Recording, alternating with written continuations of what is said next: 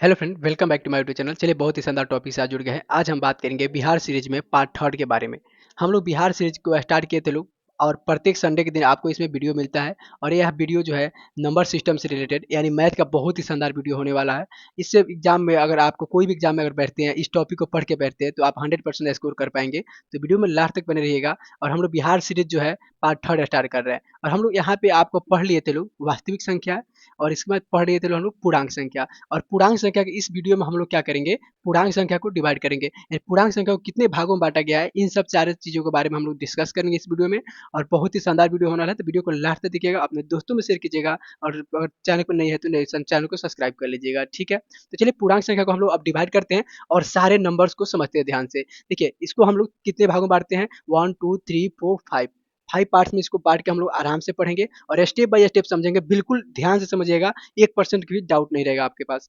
कह रहे कि पहला होता है प्राकृतिक संख्या, सेकंड होता है पूर्ण संख्या, और यहाँ पे थर्ड होता है अभाज्य संख्या, फोर्थ होता है भाज्य संख्या, और जो फिफ्थ होता है उसको क्या बोलते हैं हम लोग, सह अभाज्य संख्या। तो आपको जो है समझ में आया होगा, आ रहा होगा कि इसको 5 भागों में डिवाइड करके पढ़ते हैं। तो आखिर सह अभाज्य संख्या क्या होता है, आखिर अभाज्य संख्या क्या होता है, संख्या पूर्ण संख्या क्या होता है, प्राकृतिक संख्या क्या होता है। क्योंकि हम लोग को नंबर लाइन होता है ना, जो इसको हम लोग इसी तरह पढ़ते हैं। और यहाँ पे यकीन मानिए कि अगर इस टॉपिक को आप क्लियर कर लेते हैं ना, तो किसी भी एग्जाम में, यानी कोई भी अगर गवर्नमेंट जॉब की तैयारी कर रहे हैं या स्कूल एग्जाम में, 100% प्रश्न पूछता है। 7th क्लास के लिए भी जरूरी है, 8th क्लास के लिए भी जरूरी है, 9th 10th और किसी भी कॉम्पिटेटिव एग्जाम के लिए भी ये सब टॉपिक जो है जरूरी है, ठीक है। तो इसको बिल्कुल ध्यान से देखिएगा, अपने दोस्तों में शेयर कीजिएगा, जो भी आपके छोटे भाई बहन है उनके पास भी इसको शेयर कीजिएगा। चलिए, पहले हम लोग प्राकृतिक संख्या को अब समझते हैं। प्राकृतिक संख्या आखिर होता क्या है। तो प्राकृतिक मतलब क्या होता है, आपको बताया गया है, बचपन से पढ़ाया जाता है। प्राकृतिक मतलब जो भगवान द्वारा निर्मित होती है, जो प्रकृतिक द्वारा निर्मित होती है, उसे प्राकृतिक। लेकिन इसमें हम लोग पढ़ेंगे लोग प्राकृतिक संख्या, यानी गिनती की संख्या को क्या कहते हैं, प्राकृतिक संख्या कहते हैं। अच्छा बताइए, आप गिनती कहाँ से स्टार्ट होता है, तो आपको मालूम है कि गिनती 1 से स्टार्ट होता है। तो या क्या करेंगे, तो 1 2 3, यहाँ पे 4 करके, ठीक है, डॉट डॉट डॉट इन्फिनिट तक जाएगा, ठीक है। यानी क्या हुआ ये, तो ये हमारा हुआ प्राकृतिक संख्या। प्राकृतिक संख्या हो गया, तो आप इसको लिख सकते हैं डेफिनेशन के लिए अपने कॉपी में, अगर कॉपी लेके बैठे तो नोट कर लीजिए कि गिनती की सभी संख्या को क्या कहते हैं, प्राकृतिक संख्या कहते हैं। गिनती की सभी संख्या को क्या कहते हैं, प्राकृतिक संख्या कहते हैं। अब हम आपसे पूछते हैं कि बताइए, 4 5 6 7 क्या है बाबू, ये प्राकृतिक संख्या है, क्योंकि सीरीज है, ये संख्या है। ऐसे हम बोल दिए, बताओ 7 क्या है, तो 7 एक प्राकृतिक संख्या है। लेकिन इसको आगे हम लोग जब आगे वीडियो में बढ़ाएंगे ना, जब अभाज्य संख्या समझेंगे, तो बताएंगे कि 7 आखिर प्राकृतिक संख्या भी है और वो जो है अभाज्य संख्या भी है। कैसे इसको डिस्क्राइब करेंगे, बिल्कुल ध्यान से समझिएगा। तो पहले हम लोग प्राकृतिक संख्या की डिफिनेशन समझ लिए, क्या समझे कि गिनती की सभी संख्या को क्या कहते हैं हम लोग, प्राकृतिक संख्या कहते हैं, ठीक है। इसमें 1% भी डाउट नहीं होगा। तो प्राकृतिक संख्या हम लोग को ज्यादा नहीं, बस इसको याद ऐसे ही समझ लेना है कि प्राकृतिक संख्या, गिनती की संख्या को हम लोग क्या कहते हैं, प्राकृतिक संख्या कहते हैं। चलिए, आगे बात करते हैं पूर्ण संख्या के बारे में। अब पूर्ण संख्या क्या होता है, इसको ध्यान से समझिए। तो पूर्ण संख्या जो होता है ना, पूर्ण संख्या मतलब होल नंबर। पूर्ण संख्या मतलब होल नंबर। तो आखिर पूर्ण संख्या होता क्या है, तो पूर्ण संख्या यानी कहने का क्या मतलब है कि प्राकृतिक संख्या में, ठीक है, क्या चीज में, प्राकृतिक संख्या में अगर हम जीरो जोड़ देते हैं तो हो जाएगा, क्या हो जाएगा, पूर्ण संख्या हो जाएगा। यानी कहने का क्या अर्थ है कि यदि हम प्राकृतिक संख्या, ठीक है, प्राकृतिक संख्या आप प्लस जीरो अगर ऐड कर देते हैं, जीरो ऐड कर देते हैं, तो क्या हो जाएगा, हमारा ये पूर्ण संख्या हो जाएगा। तो एग्जाम्पल के लिए समझेंगे क्या हो जाएगा यहाँ पे, तो एग्जाम्पल हो जाएगा 0 1 2 3, ये भी इन्फिनिट तक जाएगा, यानी अनंत तक जाएगा, ठीक है। तो कितना आसान था ना, प्राकृतिक संख्या, पूर्ण संख्या, यानी प्राकृतिक संख्या को ही पूर्ण संख्या कहते हैं। बस एगो आपको क्या कहलाना है, एगो जीरो लगा देना है। यानी जो पूर्ण संख्या होता है वो जीरो से स्टार्ट होता है, और प्राकृतिक संख्या होता है वो 1 से स्टार्ट होता है, इसमें कोई डाउट नहीं है। अब देखिए, इसमें समझने के लिए ना, इसको और आगे जो इसका डिटेल समझेंगे, पहले इसको मतलब शॉर्ट शॉर्ट में इसको समझ लेते हैं, फिर इसको जो डिस्क्राइब करेंगे अच्छे से। चलिए, अब अभाज्य संख्या देखते हैं। अभाज्य संख्या क्या होता है, तो आखिर अभाज्य, इसका मतलब अभाज्य, यानी जो भाज्य ना हो उसे हम अभाज्य कहेंगे, ठीक है। इसको सिंपल समझ सकते हैं आप। अब किसका क्या होता है ना कि कोई कोई मतलब लिखवाता है, कोई कोई मतलब पहले पढ़ाया जाता है, बहुत लोग ऐसे बताते हैं, क्या बताते हैं कि यहाँ पे एक और स्वयं से भाग लगता है जिस संख्या में, उसे अभाज्य संख्या कहते हैं। लेकिन यह जो डिफिनेशन है बिल्कुल गलत है। यानी एक एवं जो है स्वयं से अगर भाग लगता है, तो ये संख्या जो है डिफिनेशन बिल्कुल गलत है आपका। यहाँ पे इसको आपको याद नहीं रखना है, आज से इसको भुला लेना है, ठीक है। तो आगे पूछेगा सर क्या होगा, तो असली इसका जो असली मतलब, जो मतलब होगा वो क्या होगा, तो समझिए ध्यान से। इसका असली मतलब क्या होगा ना, कि अभाज्य संख्या यानी जिस संख्या का, ठीक है, इसको लिख सकते हैं, जिस संख्या का केवल दो गुणनखंड हो, दो गुणनखंड हो, गुणनखंड हो, यानी कहने का क्या मतलब है कि जिसका दूगो फैक्टर होगा, ठीक है, जिसका दूगो फैक्टर होगा वही हमारा क्या होगा जी, वही हमारा होगा अभाज्य संख्या। दूगो फैक्टर होगा वही अभाज्य संख्या होगा, और उससे ज्यादा फैक्टर होता है तो अभाज्य संख्या नहीं होगा। तो पूछिएगा कि सर बताइए एक क्या है, तो बाबू देखो एक यहाँ पे क्या है, एक एक अभाज्य संख्या नहीं है। एक प्राकृतिक संख्या बोल सकते हैं, उसको पूर्ण संख्या बोल सकते हैं, लेकिन अभाज्य संख्या नहीं बोल सकते हैं। और ज्यादा अक्सर बच्चे ना इसी में कंफ्यूज हो जाते हैं, उनको लगता है कि हमको याद है, हम सही कर रहे हैं एग्जाम में, लेकिन नंबर कट जाता है। क्यों कट जाता है? क्योंकि इन सारे चीजों पे ध्यान नहीं देते हो। ठीक है, कैसे मतलब कैसे आया, तो इसको डिटेल समझेंगे, बहुत ही आसानी से समझेंगे इसको, तो वीडियो में बने रहिएगा। और देखिए यहाँ पे एक क्या है, तो बोलेंगे कि एक सर अभाज्य संख्या नहीं है, तो अभाज्य संख्या आखिर है क्या? तो अभाज्य संख्या जो होता है दो से स्टार्ट होता है, दो, तीन, पाँच, सात, ऐसे करके होता है। ठीक है, तो अभाज्य संख्या क्या होता है? दो, तीन, पाँच, सात।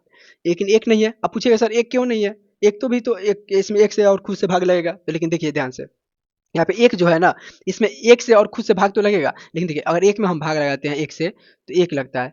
ठीक है, कट गया। फिर अगर हम एक से, तो यानी एक क्या है ना कि इसका दो गो अलग अलग फैक्टर नहीं हो रहा है, दो गो अलग अलग फैक्टर नहीं हो रहा है, तो इसलिए एक अभाज्य संख्या नहीं है। ठीक है, अभाज्य संख्या नहीं है।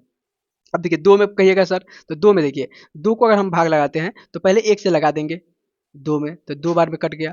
ठीक है, और फिर इसको अगर हम लगाना चाहे तो हम दो से दो में लगाएंगे तो एक बार में कट गया, यानी इसका दो को फैक्टर हुआ कि नहीं, एक दो और एक एक, यानी दो को हम कह सकते हैं, दो को क्या कर सकते हैं, दो गुने एक लिख सकते हैं, या एक गुने दो लिख सकते हैं। दो को फैक्टर दिखा कि नहीं, दो को फैक्टर दिखा, तो इसका मतलब क्या है जी हमारा, अब दो एक अभाज्य संख्या है। लेकिन दो को हम लोग भाज्य संख्या बोलते हैं, सम संख्या बोलते हैं, तो दो एक सम अभाज्य संख्या, इसको बोलना बेहतर रहेगा हमारे लिए।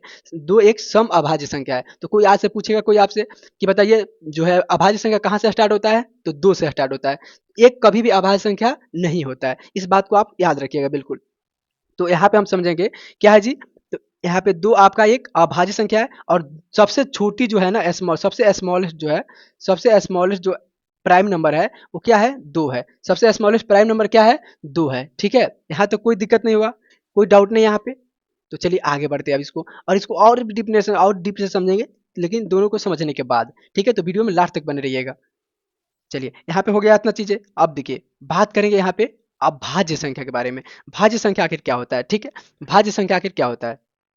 तो अगर भाज्य संख्या के बारे में अगर बात करना स्टार्ट करें हम, तो जिसमें जो भाग लग जाए, जिसमें भागे लग जाए, जिसमें कॉम्पोजिट नंबर बोलते हैं उसको, जिसमें भाग लग जाता है उसे क्या बोलते हैं हम लोग, भाज्य संख्या बोलते हैं। तो सीधा कर सकते हैं इसको, दो, चार, छः, आठ, दस। सर ये तो भाज्य संख्या हो गया, ये तो भाज्य संख्या हो गया, कोई दिक्कत नहीं यहाँ पे।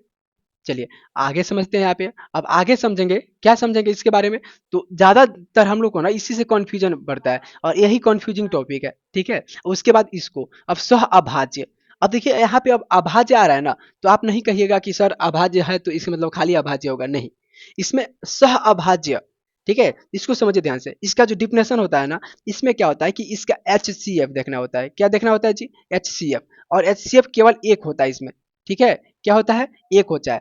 और इसमें अगर बात करें ना, इसका एक और डिफिनेशन अगर हम बात करें तो क्या हो जाएगा, तो इसका एक और डिफिनेशन हो जाएगा, यानी जो तीन से अधिक, ठीक है, तीन से अधिक फैक्टर, तीन से अधिक गुणनखंड, जो है तीन से अधिक गुणनखंड होता है उसे हम लोग क्या बोलते हैं, भाज्य संख्या बोलते हैं। और जिसमें केवल दो ही गुणनखंड होता है उसे क्या बोलते हैं हम, अभाज्य संख्या। जिसमें दो से अधिक यानी तीन, चार, पाँच, छः, सात, आठ, हजारों गुणनखंड हो गया, तो उसको क्या बोलेंगे, भाज्य संख्या। अब देखिए 12 बोले तो भाज्य संख्या है, हम बोले कि सर बताइए आपका 39 बोले तो 39 भी एक भाज्य संख्या है। क्या है जी, भाज्य संख्या, क्योंकि 39 का फैक्टर अगर तोड़ेंगे हम, तो 13 तिया 39, 13 तिया 39 हो जाएगा आपका।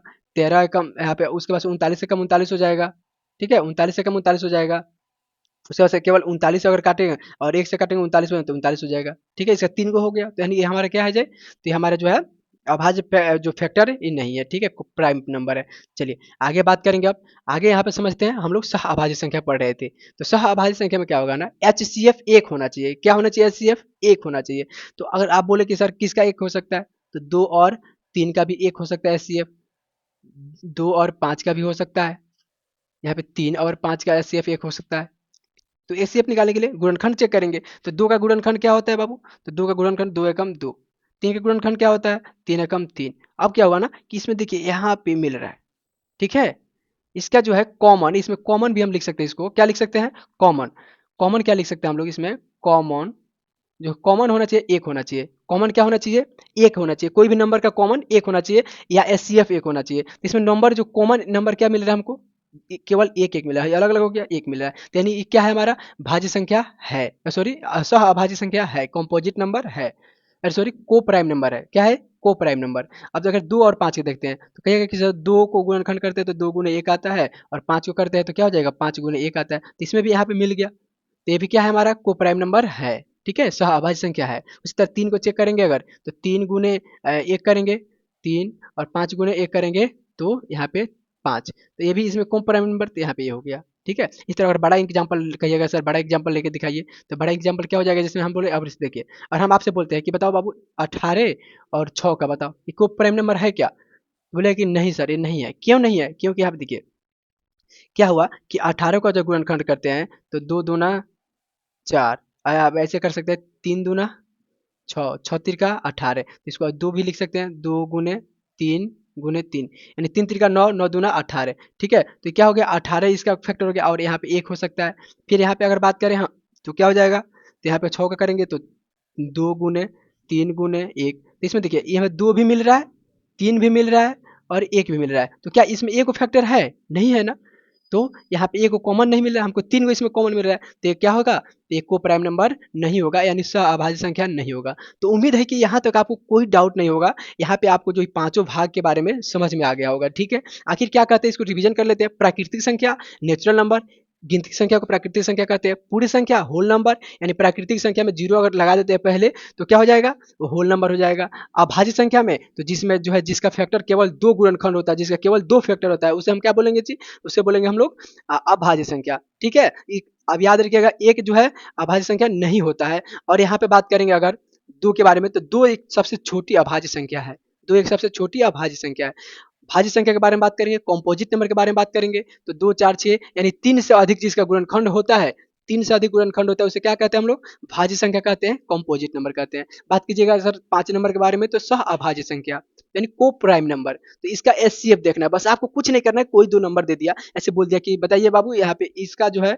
क्या हो जाएगा, इसका क्या हो जाएगा, इसका कॉम्पोजिट नंबर क्या होगा, या कौन नंबर है, कॉम्पोजिट है या सहभाज्य है, क्या होगा। तो आप इसको गुणनखंड करके चेक करेंगे कि 26 का गुणनखंड क्या होगा। तो 26 का गुणनखंड अगर हम लिखना चाहे तो 13 दूना 26, ठीक है, गुने 1।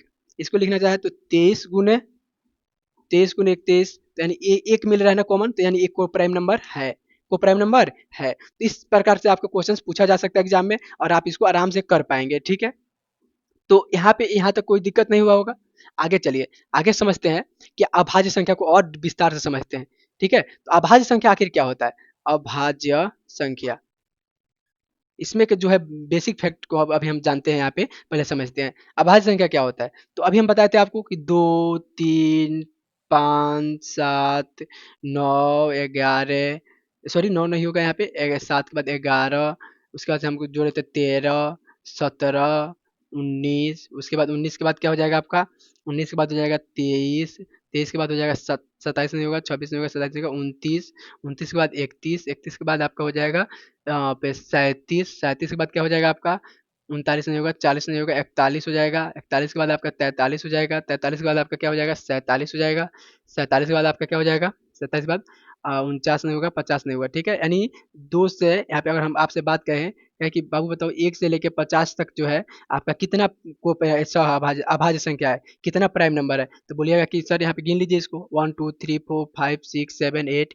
9 10 11 12 13 14 15, यानी 15। कितना हुआ जी, तो 15, यानी टोटल कितना अभाज्य संख्या है, 15 अभाज्य संख्या है। उस तरह अगर हम बात करें यहाँ पे 1 से लेकर 100 तक, यहाँ पे इसको आगे बढ़ाए तो यानी 1 से अगर हम बात करें 1 से लेकर 100 तक, ठीक है, 1 से लेकर 100 तक, यहाँ 50 से बात करते हैं, अभी 50 से लेकर अगर 100 तक बात करते हैं तो ये आता है यहाँ पे 10। ठीक है, कितना आता है 10। तो अगर टोटल जोड़ते हैं तो क्या हो जाएगा यहाँ पे 25, यानी कहने का क्या अर्थ है कि 1 से अगर हम 100 तक के बारे में बात करते हैं, 100 तक के बारे में को प्राइम नंबर के बारे में बात कर, सॉरी प्राइम नंबर के बारे में बात करते हैं, तो टोटल 25 होता है। तो कोई पूछेगा कि 1 से लेके 100 तक के बीच कितने अभाज्य संख्याएं होती है, तो 25 होती है। ठीक है, कितना होता है जी, 25 होता है, इसमें कोई दिक्कत नहीं हुआ होगा, कोई इसमें 1% का भी डाउट नहीं रहा होगा आपको। ठीक है, अगर हम बात करें कि बोलिएगा कि सर 100 से लेकर 200 तक कितना होता है प्राइम नंबर, तो इसमें होता है 46 कितना होता है जी 46। 100 से लेकर 200 तक कितना होता है आपका प्राइम नंबर, प्राइम नंबर मतलब अभाज्य संख्या, अभाज्य संख्या कितना होता है 46 होता है, ठीक है। उसके बाद अगर हम बात करें 1 से लेकर 500 तक, 500 तक बात करें तो क्या हो जाएगा, इसमें जो होता है 500 तक कितना होता है आपका 86 या 95 होता है, कितना होता है 95। अब कहिएगा कि सर कैसे 95 होता है, तो आप आराम से जोड़ के चेक कर सकते हैं, क्या कर सकते हैं आराम से जुड़कर चेक कर सकते हैं। 50 इधर से हो गया, 1 से लेकर 100 तक 25 हो गया, इसके बाद आगे देखेंगे तो 46 हो रहा है, उसके बाद इसमें जोड़ेंगे तो टोटल जब 1 से लेकर 500 तक तो 95 होगा। और आपको ये बताना है कि 1 से लेकर 1000 तक कितना जो है प्राइम नंबर होता है, ठीक है, कितना प्राइम नंबर होता है, ये आपको बताना है। तो आप क्या कीजिएगा, इसके लिए आप कॉपी में लिखिएगा 1 से लेके 1000 तक प्राइम नंबर, और लिखिएगा तो अगर आप इसको कम से कम याद होना चाहिए, आपको कम से कम 100 तक याद होना चाहिए प्राइम नंबर, जिसे ये नंबरिंग लिखे 1 3 5 ऐसे करके 100 तक याद होना चाहिए। तो आपको 1000 तक लिख के, यही आपका होमवर्क रहेगा, 1000 तक आप प्राइम नंबर लिख के और हमारे जो है कमेंट सेक्शन में जरूर लिखिएगा, ताकि हमें समझ में आए कि बच्चे भी मेहनत कर रहे हैं हमारे साथ साथ, तो और ही बेहतर रहेगा, और ही अच्छे अच्छे कंटेंट आपको देंगे। और यहाँ पे हम लोग आगे अब समझेंगे अभाज्य संख्या का और बड़ा जो है और एक खुलासा करेंगे, बहुत बड़ा खुलासा होने वाला है इसका अभाज्य संख्या का, ठीक है। तो अगले वीडियो में हम लोग अभाज्य संख्या को और यहाँ पे को प्राइम नंबर को बहुत ही विस्तार से, बहुत ही डिटेल एक्सप्लेनेशन के साथ समझेंगे। तो वीडियो को अगर अच्छी लगी तो वीडियो को लाइक कीजिएगा, अपने दोस्तों में शेयर कीजिएगा, और नए सेशन के लिए यानी पार्ट 4 के लिए आप वेट कीजिएगा अगले संडे के दिन, ठीक है। अगले संडे को जो है आपको पार्ट 4 मिल जाएगा। ये आज संडे थर्ड संडे है और पार्ट थर्ड है हमारा, ठीक है। जैसे हम लोग स्टार्ट किए थे, कहिए एक बार और याद दिला दे आपको, तो हम लोग बिहार दिवस के अवसर पे हम लोग इसको स्टार्ट किए थे 22 मार्च को, ठीक है। 22 मार्च को स्टार्ट किए थे बिहार सीरीज के नाम से। और आप सर्च कीजिएगा, प्लेलिस्ट भी बना हुआ है, अगर पिछली वीडियो नहीं देखे तो वहाँ से आप जाकर आराम से उसको देख सकते हैं। बाकी यहाँ पे क्लास 9 10 के भी मैथ को पढ़ाया जाता है, तो आप उसके भी बेनिफिट उठा सकते हैं, ठीक है। तो चलिए मिलते हैं अगली वीडियो में, तब तक के लिए देखते रहिए और सीखते रहिए।